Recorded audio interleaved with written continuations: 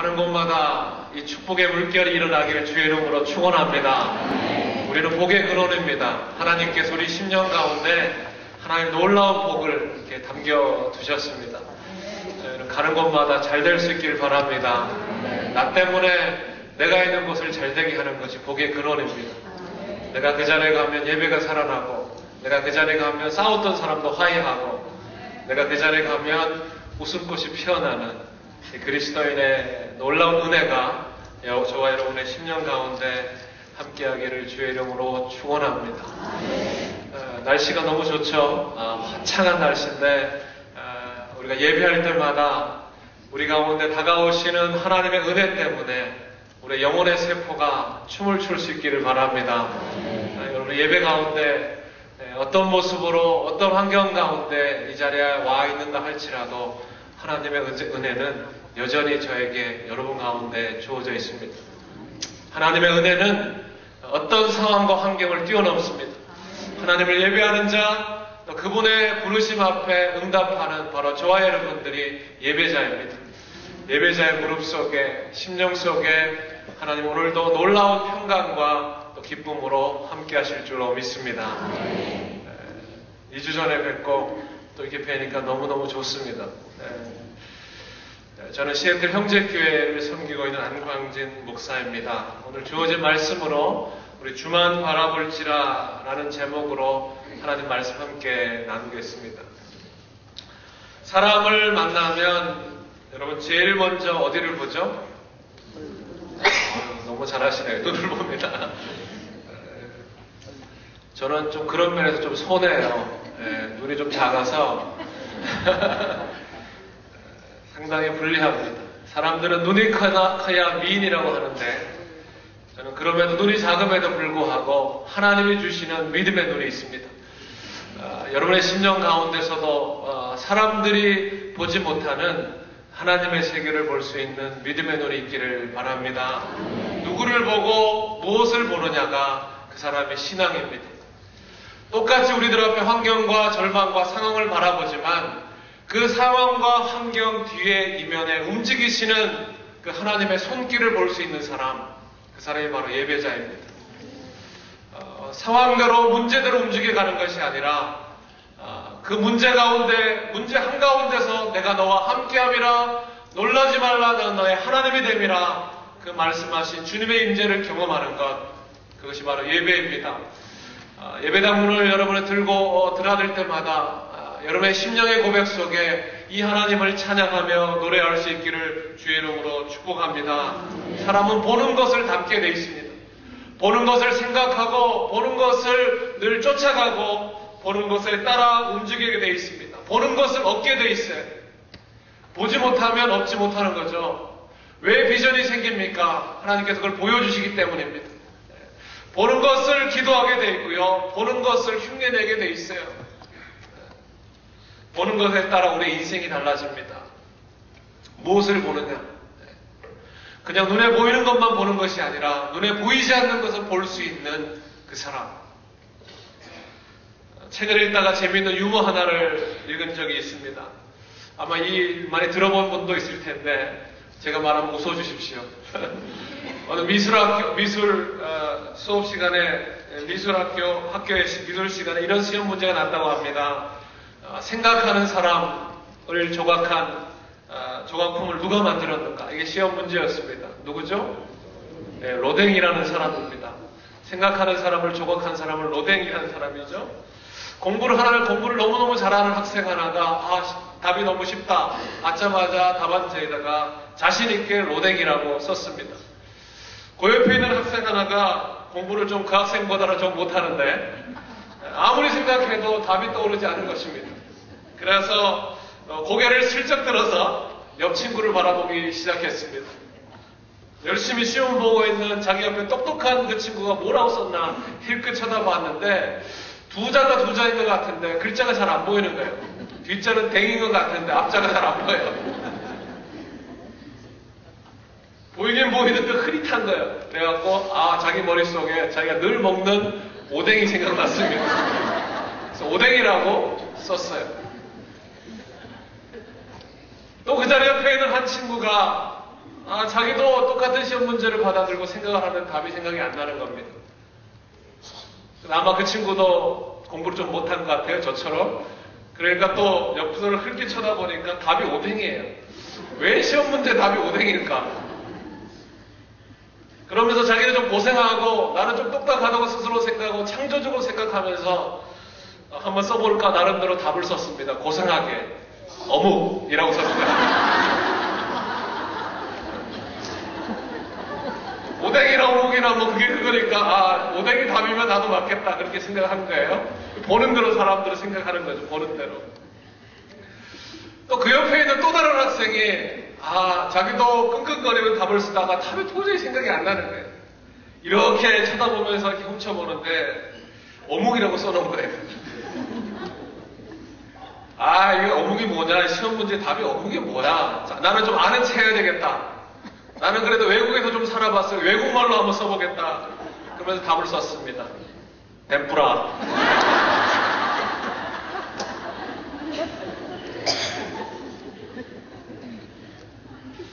아마 누가 지어낸 이야기 같은데 참 우습죠? 근데 이게 우리 살아가는 모습입니다. 꼭 봐야 되고 꼭 생각해야 될 것을 똑같이 보면서 자기 나름대로 생각해요. 자기 나름대로 보고 판단합니다. 똑같이 하나님을 바라보고 똑같이 예배하지만 똑같이 말씀을 듣지만 자기 생각대로 자기 보는 대로 믿는다는 것입니다. 뿐만 아니라 보지 말라는 것은 그렇게 꾸역꾸역 봐요. 보면서도 똑바로 바라보지 못하고 잘못 보는 경우가 얼마나 많은지 모르겠습니다. 우리는 지금 하나님을 예배합니다. 한 말씀을 읽습니다. 한 성령 가운데 있어요. 하나님 말씀하신 그대로 우리에게 찾아오신 예수 그리스도의 보혈의 은혜 그대로 여러분 그대로 믿을 수 있기를 바랍니다. 보는 것이 중요합니다. 우리가 읽었던 오늘 민수기 14장의 말씀은 이 보는 것에 대한 이야기가 나와요.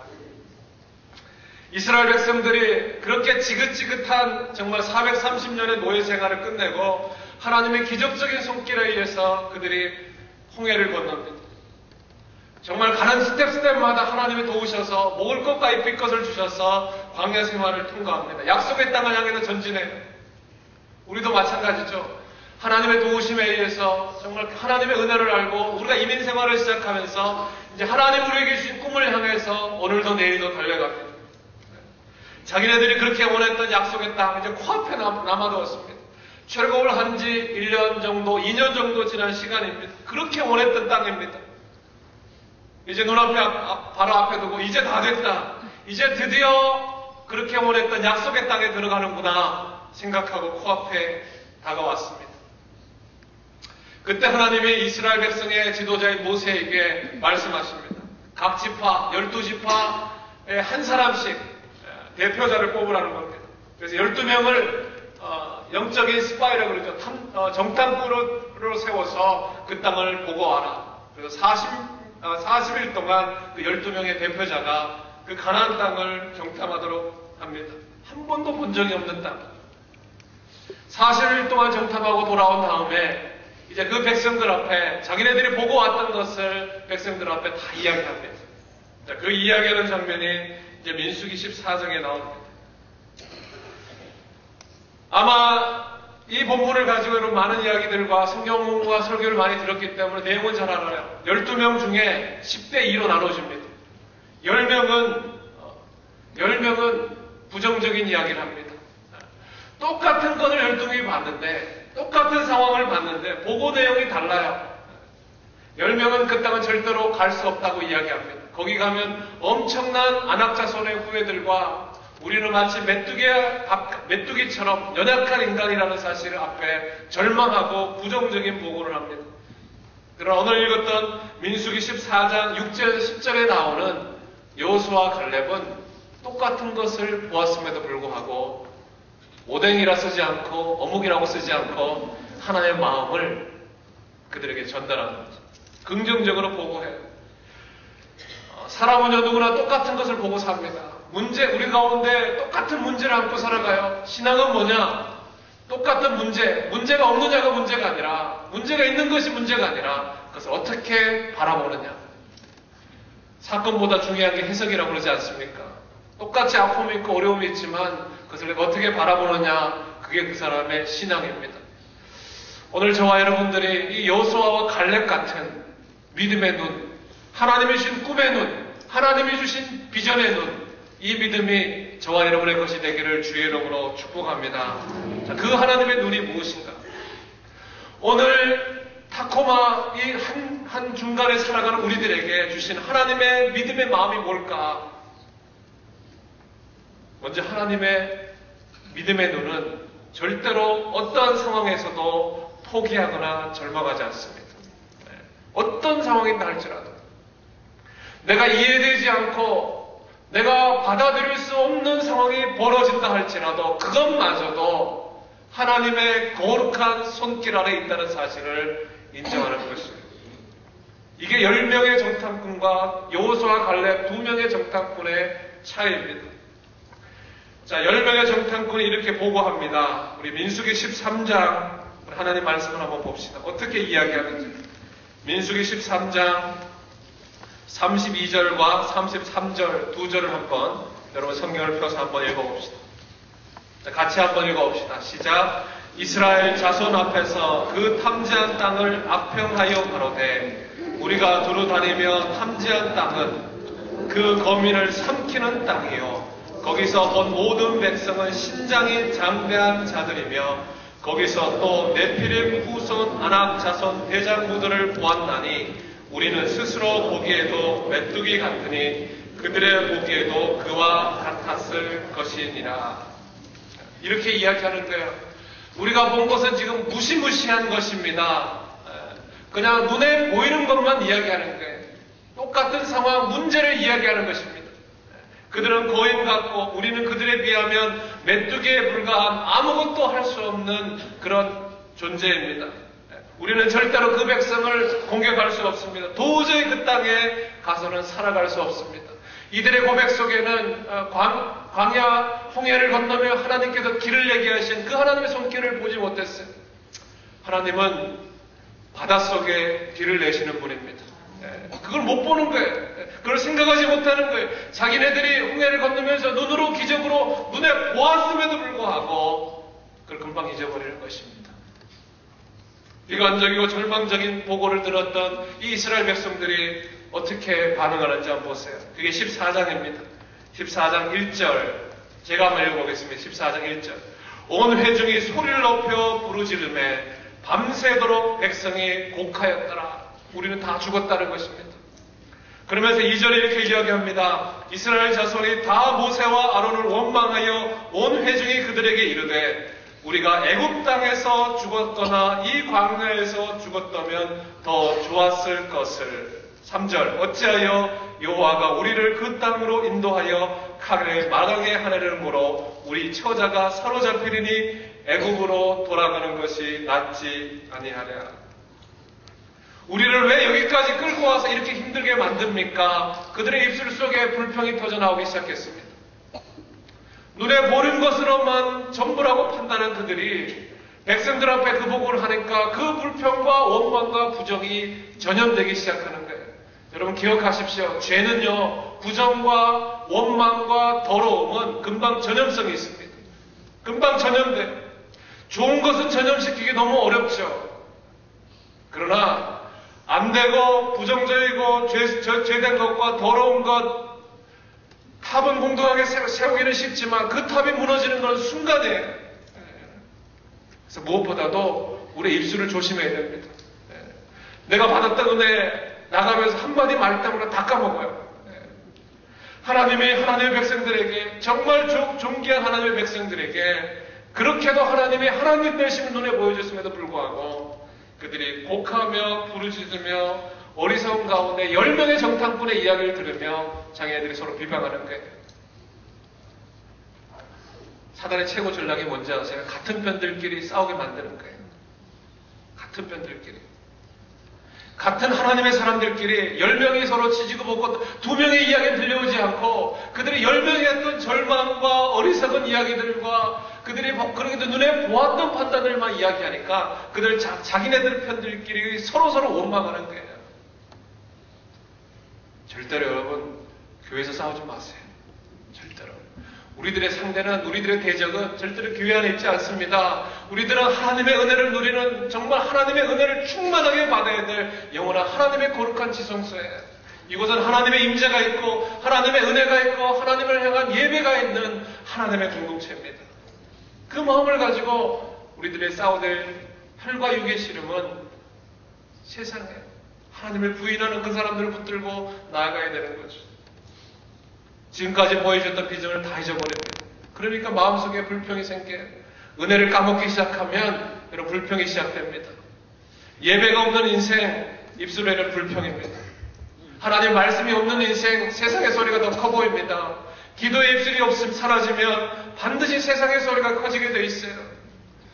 여러분의 심령, 저와 여러분들의 심령 속에 날마다 하나님의 은혜를 갈망하고 그 은혜 앞에 날마다 엎드려 예배하는 자세, 하나님의 예배자가 있다면 결코 우리의 심령은 마르지 않는 샘처럼 하나님의 은혜가 샘솟을 것입니다. 사라지니까 대체하는 거예요. 거룩이 사라지니까 더러움이 들어오는 거죠.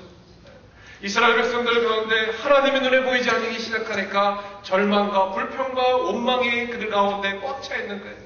사람은 둘 중에 하나입니다. 하나님을 섬길 것인가, 시끄러운 세상의 소리를 따라갈 것인가. 중간은 없어요. 중간. 이거 아니면 이겁니다.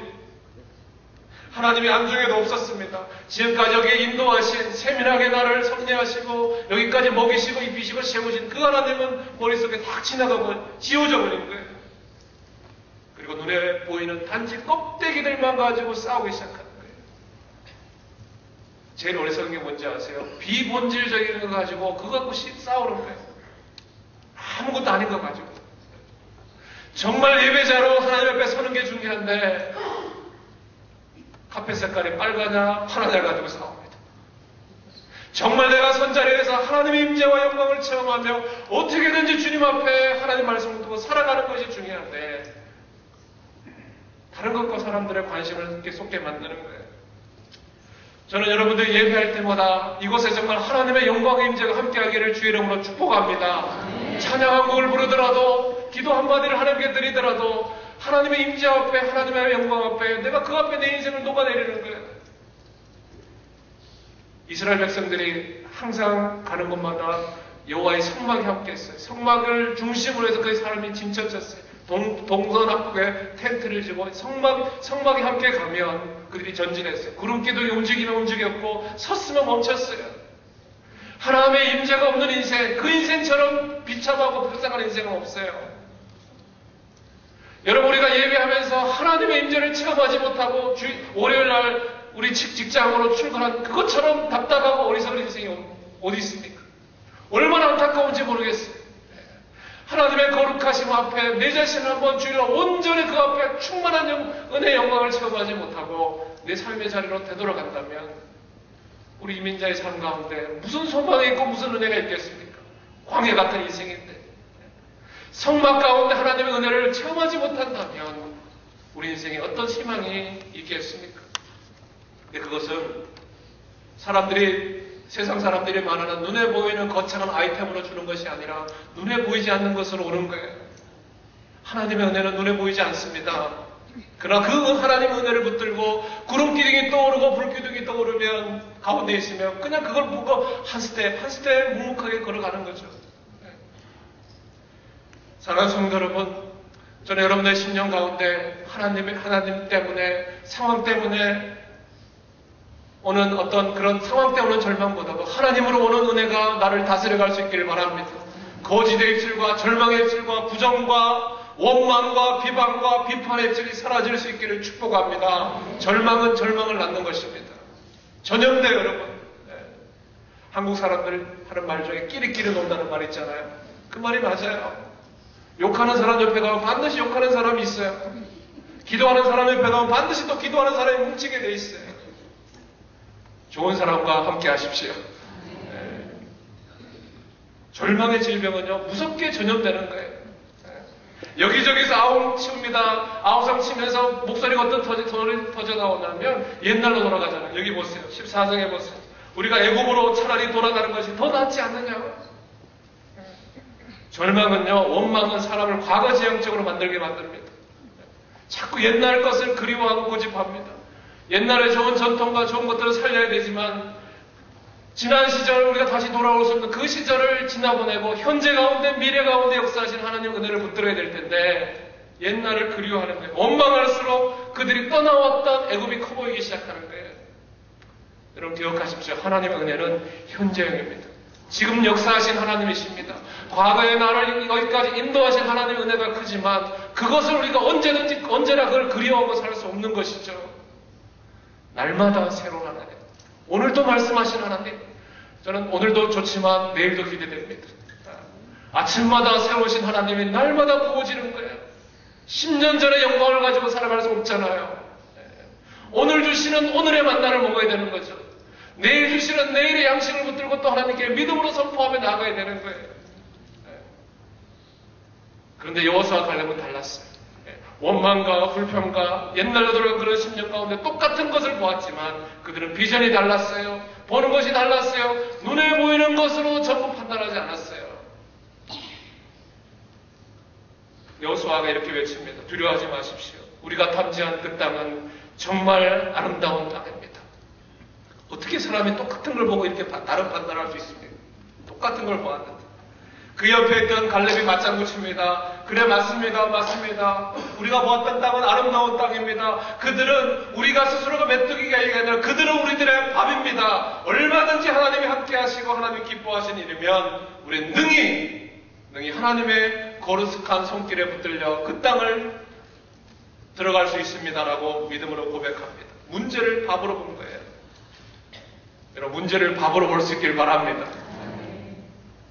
문제보다도 문제 중심 가운데 문제를 통하여 어떻게 인도하실, 문제를 어떻게 해결해야 될지를 하나님 앞에 두시면서 구하는 거예요. 문제가 밥으로 보이면 속된 말로 간땡이가 부어집니다. 믿음의 사람은요, 보이지 않는 것을 보면서 믿음으로 전진하는 거기 때문에 다른 사람들이 보면 우스워요. 비웃는 이야기 같아요. 그러나 하나님 함께 하시면 그 비웃는 소리보다 더 크신 하나님 은혜를 보고 전진하는 거예요. 믿음의 사람은 보이는 대로 움직이지 않습니다. 보지 않는 걸 보는 사람이에요. 보이는 것이 전부라고 이야기하는 사람들에게 과감하게 NO! 비전의 사람은 언제나 우리의 손길을 하나님께 나아갑니다. 저는 예배 가운데 말씀이 들려지고 찬양과 예배 단상 여러분 앉으실 때마다 하나님께서 여러분들 가운데 그런 꿈과 그런 소망과 그런 비전이 여러분 가운데 흘러올 수 있기를 바라요. 네. 얼마나 답답한 삶을 우리가 살아갑니까? 네. 그러나 그런 답답한 상황 가운데 통과할 수 있는 힘은 어디서 오나요? 하늘에서 오는 거예요. 믿음은 바라는 것들의 실상이요 보이지 못한 것을 증거라고 했습니다. 믿음은 본다는 겁니다. 믿음은 비전이에요. 비전. 보는 거예요. 비전으로 봐야 생기는 거예요.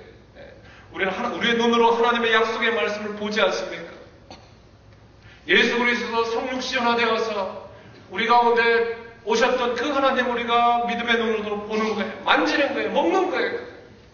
추상적인 것이 아니라 홍맹나은 것이 아니라 내 삶 가운데 나를 여기까지 인도하신 하나님을 보는 거죠. 맛보는 거예요. 그냥 형식적으로 그냥 그렇다, 그냥 방관하는 것이 아니라 내가 맛보아하는 것. 남이 못 보는 것을 보는 거죠. 믿음은 안경을 쓰는 겁니다. 새로운 안경을 쓰는 거예요. 전에는 전혀 의식하지 못했는데 새로운 안경을 쓰고 새로운 세계를 들여다보기 시작하는 거예요. 과거가 용서가 되는 거예요. 이해가 되고 현재가 해석이 되고 미래가 꿈틀겨서 움직이기 시작하는 거예요. 제가 굉장히 시력이 나쁘거든요. 얼마나 시력이 나쁘냐 하면 자기 전에 안경을 옆에다 벗어놓고 아침에 일어나면 바로 옆에 안경이 있는데도 안경을 못 찾아요. 손으로 더듬거려야 그 안경을 찾을 수 있어요. 근데 이 안경 때문에 전에는 보이지 않는 것이 보이기 시작했어요. 전에는 내가 상처와 더러움과 정말 말할 수 없는 어두운 가운데 있었던 하나님의 진노의 자녀였는데 예수 그리스도의 보혈의 안경을 쓰기 시작하니까 그 모든 것을 맑게 씻어주면서 오늘 내가 살아갈 수 있는 은혜의 눈을 하나님께 나한테 선물로 주셨어요. 지금은 내가 너무 답답하고 어떻게 해야 될지 모르겠어요. 그러나 하나님이 오늘 또 씌워주는 비전의 안경을 쓰기 시작하니까 비록 내가 오늘 해석이 안 되지만 하나님 그럼에도 불구하고 나를 그리 아니하실지라도 나를 여기까지 인도하신 하나님을 내가 믿습니다라고 그냥 두벅두벅 걸어가는 거예요. 이해되지 않아요? 저도 이해되지 않는 일들이 너무너무 많이 일어나요. 이해되진 않지만 하나님은 신실하신 분이니까 그냥 그 길을 가는 거예요. 사랑하는 성도 여러분, 여러분 가운데 이 믿음의 안경이 씌워질 수 있기를 축복합니다. 절대로 이건 빼서는 안 됩니다. 벗으면 안 돼. 벗으면 안 보여요. 이스라엘 백성들이 전쟁할 때요, 항상 칼과 방패를 들고 갔습니다. 근데 전쟁터의 군사들은 싸우다 보면 칼을 떨어뜨릴 수 있지 않습니까? 저쪽에 너무 센 칼을 집어들면 거기에 칼이 부딪히면 칼은 떨어뜨릴 수 있어요. 그러나 절대로 놓지 않는 것이 뭐냐면 이 방패입니다.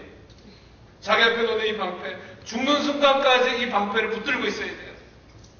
죽는 순간까지 어떤 환경 속에 있는지가 절대로 놓지 않는 것이 뭐냐면 이 방패입니다.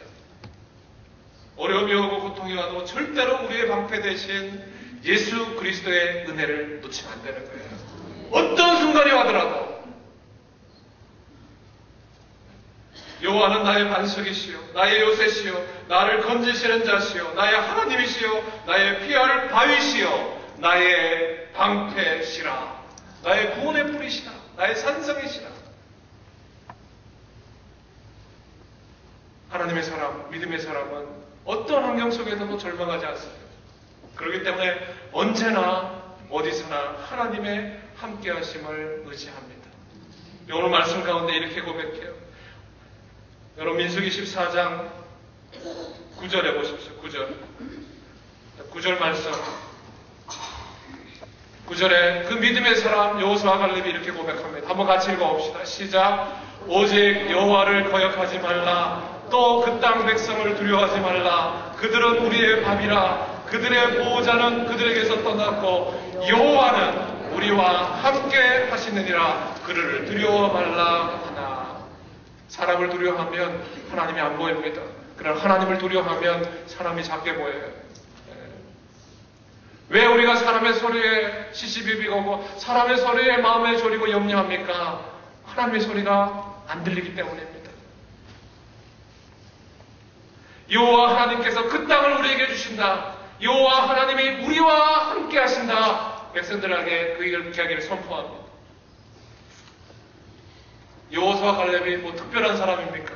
똑같이 홍해를 건넜고 똑같이 모세를 통하여 율법을 받았던 우리 식으로는 같이 옆에 앉았던 우리의 동료들과 같은 사람이 이 여호수아 갈렙입니다. 그들에게 뭔가 대단한 학력이나 대단한 집이나 그런 거 없었습니다. 그러나 문제 가운데서도 여전히 그들 가운데 그들을 지탱할 수 있었던 이유는 뭐냐 하면 그들 가슴속에 심겨져 있던 하나님이 나와 함께 하신다. 이 믿음이었어요. 능력은 칼이나 창에 있지 않습니다. 능력은 하나님의 손에 달려 있습니다. 하나님은 결코 멀리 떨어 계신 분이 아니에요. 하나님은 저 우주 가운데 그 우주와 전지 만물을 창조하셔서 그냥 내팽개쳐 놓고 잘해봐라 그런 분이 아닙니다. 세밀하게 내가 운전할 때마다 내가 비즈니스 가운데 일할 때마다 내 옆에 서서 나를 코치하시는 분입니다. 나와 함께 하셔서 두려울 때마다 내가 너의 뒤에서 너를 백업하고 있다. 그 길을 한번 가봐라. 용기를 주시는 분이세요. 저는 이 막대기 같은 내 인생 가운데 천지를 지으신 하나님이 임마누엘 되셔서 너 가운데 나 있다고 말씀하신 그 하나님 얼마나 좋은지 모르겠어요. 네. 하나님 여러분들과 함께 하십니다. 언제 어디서나 함께 하세요. 이건 그냥 저희 얘기가 아니라 성경 가운데 여러분을 지금까지 인도하신 그 하나님의 믿음의 약속입니다. 이 약속은 절대로 놓지 않아요. 여러분이 죄를 지었던지 간에 상처 가운데 있든지 간에 지금 비즈니스가 잘 안 되면 뭐 상관없이 환난이나 기근이나 적신이나 그 어떤 두려움도 하나님의 사랑에서 끊을 수 없고 하나님 함께 하시는 거예요.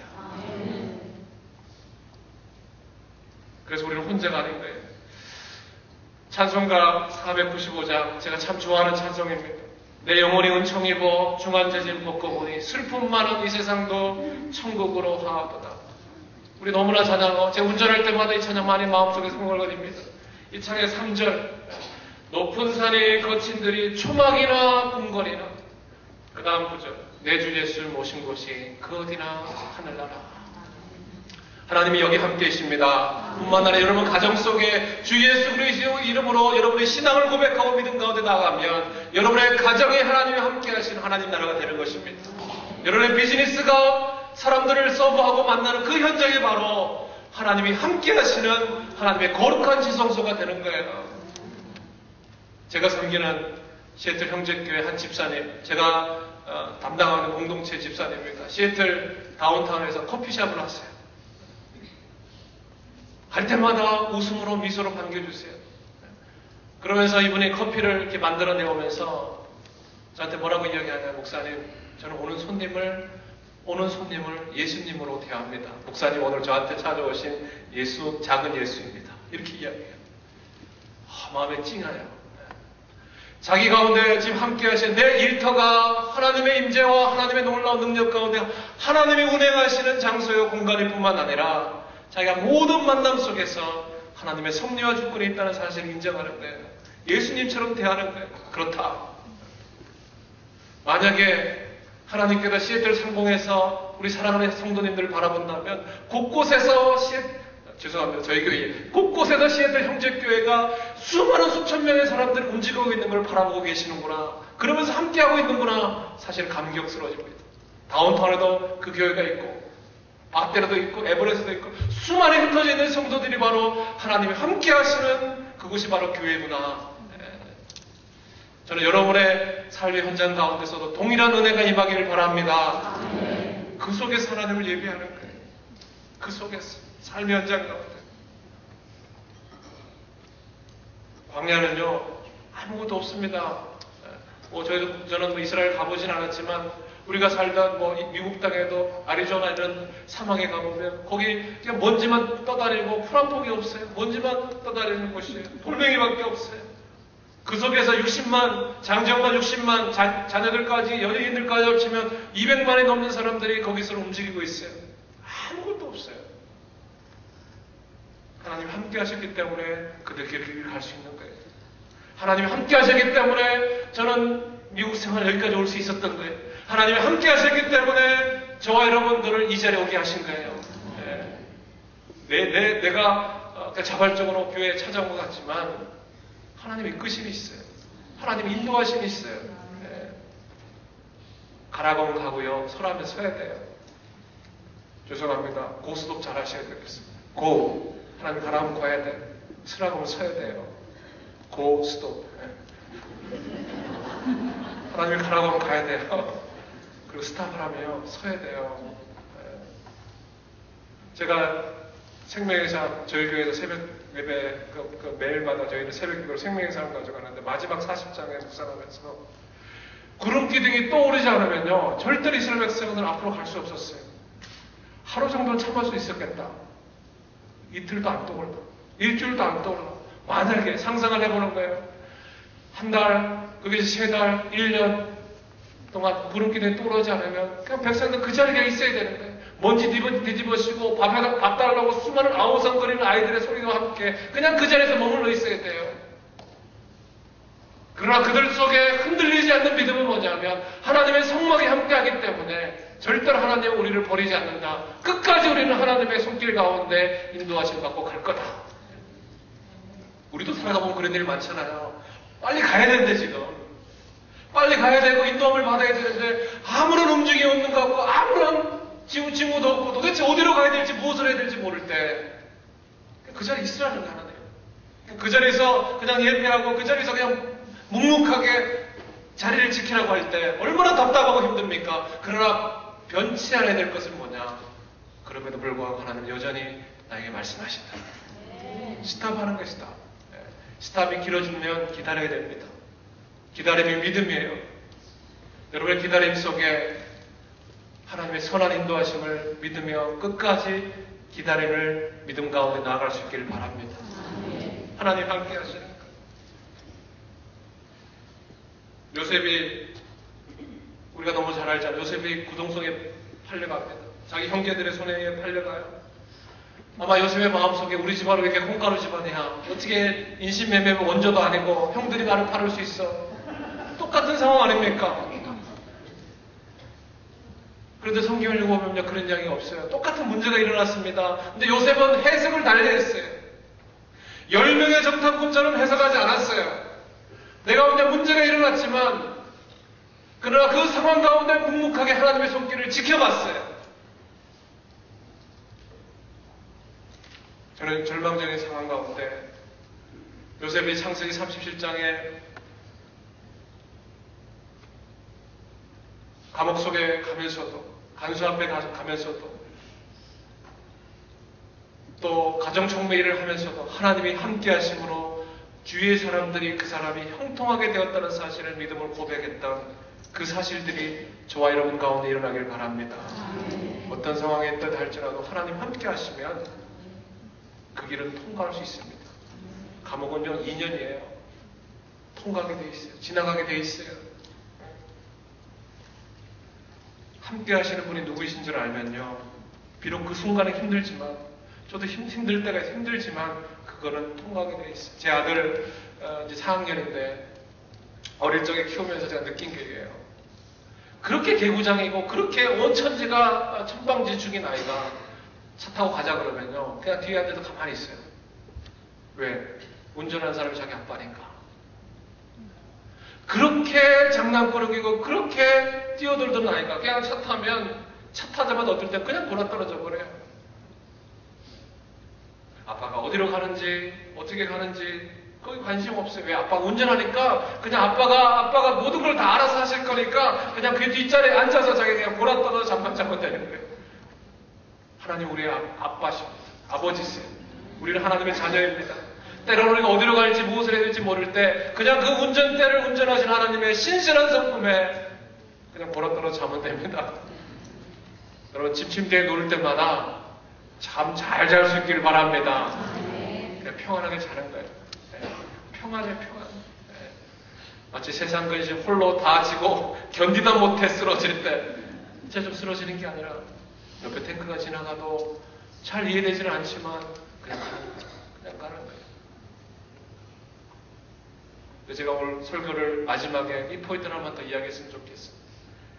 저는 오늘 이 여호수아와 갈렙이, 특별히 갈렙이 10명과 2명의 정탐꾼에 갔던 보면서 갔던 나이가, 갈렙의 나이가 40세였습니다.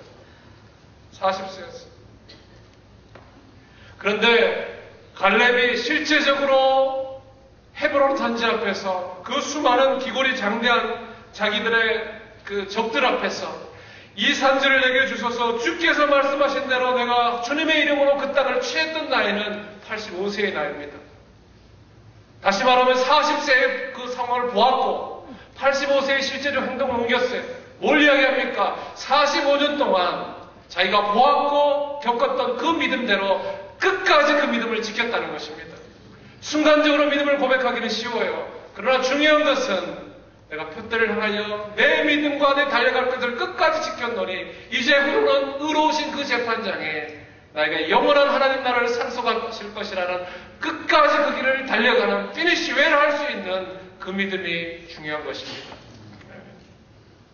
자기가 광야의 길을 갔던 한 세대가 부정적인 보고를 했던 그 나머지 10명과 이스라엘 백성 그 40년의 광야 생활관 한 세대는 다 죽어서 갔지만 여호수아와 갈렙은 끝까지 믿음을 지켰기 때문에 하나님이 약속한 땅까지 그들을 이끌어 갈 수 있는 리더로 세우신 것입니다.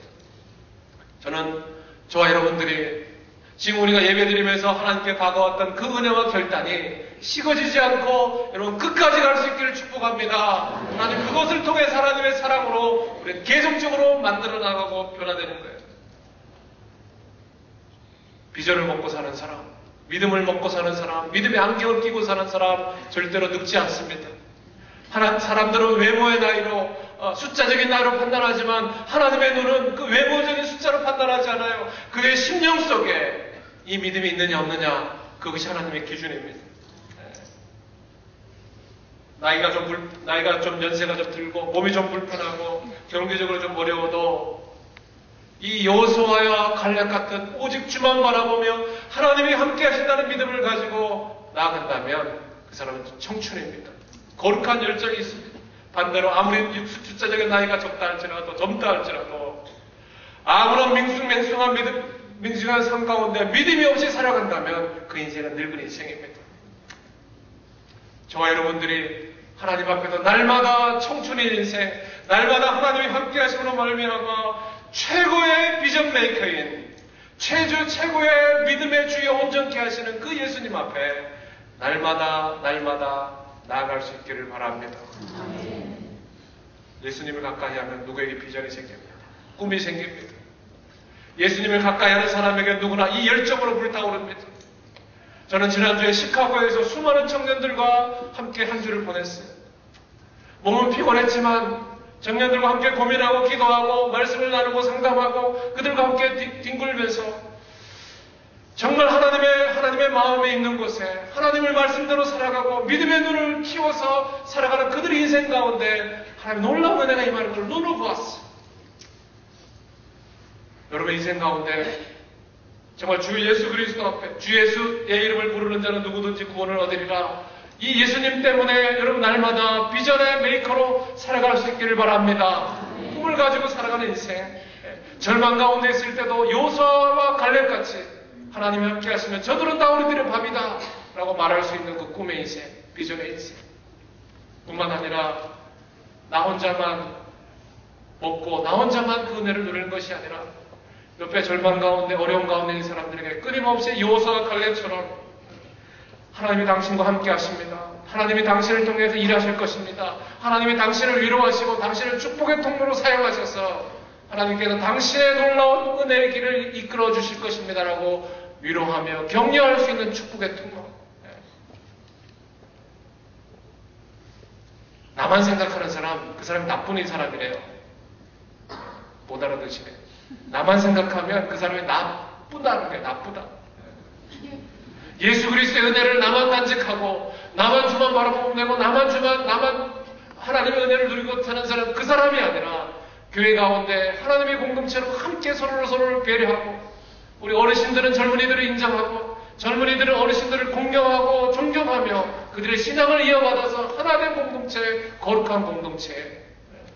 그래서 예수 그리스도 안에서 함께 주를 바라보면서 함께 성장하고 부흥하고 꿈을 꾸는 그리스도의 공동체. 그래서 하나님의 나라가 이곳에 이루어지고 우리 교회의 표처럼 건강한 교회, 행복한 가정, 성숙한 신앙으로 날마다 한 걸음 한 걸음 걸어가는 그 믿음의 공동체.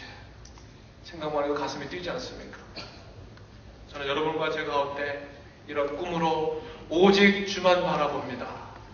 이 믿음의 고백이 여러분 움직여 나갈 수 있기를 주의 이름으로 축복합니다. 우리 한번 그 믿음으로 함께 한번 찬양하며 나아갑시다. 하나님의 사랑을 사모하는 자, 하나님의 평안을 바라보는 자, 하나님의 사랑을 바라보는 자에게 하나님은 믿음으로 그 심령을 이끌어 주시고 깨우쳐 주실 것입니다. 하나님의 평안을 구하는 자에게 하나님은 오늘도 그 인생을 그냥 내버려 두지 않고 하나님의 거룩한 손으로 이끌어 가실 것입니다. 우리 이 찬양으로 우리의 믿음을 고백합시다. 자기 영혼에게 우리 가슴에 한번 손을 얹고 자기 영혼에게 선포합시다. 우리 찬양합니다. 하나님의 사랑을 사모하는 자.